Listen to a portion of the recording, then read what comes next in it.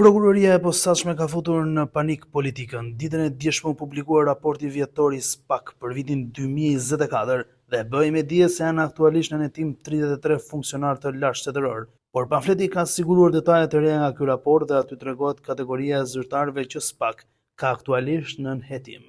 Sipas të dhënave të SPAK, në hetim është një ish kryetar kuvendi që është dërguar për gjykim si dhe një ish kryeministër i cili është në hetim. Në pamje të parë mendohet se për ish-kryeun e kuvendit dëshmeta, por nëse shohim të dhënat, në fakt nuk përputhen. SPAK njofton se ish-kreu i kuvendit është dërguar për gjykim. Në fakt Ilir Meta është në hetim dhe nuk është mbyllur dosja, pra nuk është ai.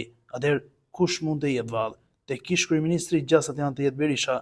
SPAK i ka mbyllur hetimet dhe ka dërguar dosjen në gjykat, por GKK ende nuk ka vendosur kalimin për gjykim.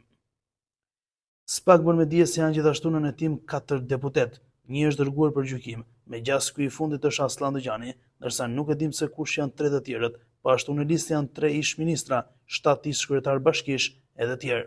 Gjatë vitit 2024 rezultojnë 33 zyrtarë të lartë në hetim, ku 2 prej tyre janë të regjistruar në 2 procedime të ndryshme secili, nga të cilët 19 zyrtarë janë dërguar në gjykatë me kërkesë për gjykim, siç shihet edhe nga tabela e mësipërme. Nga numri total i ish zyrtarëve të lartë në hetim, 19 prej tyre janë dërguar në gjykatë, që përfaqëson 52.9% të rasteve.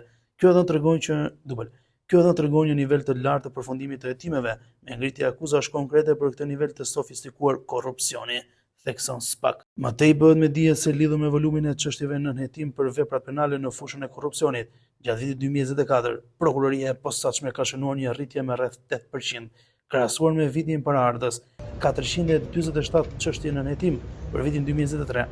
Në 483 çështje në hetim për vitin 2024. Po kështu është rritur me rreth 20% edhe numri i personave të cilët kanë qenë në hetim për vitin 2024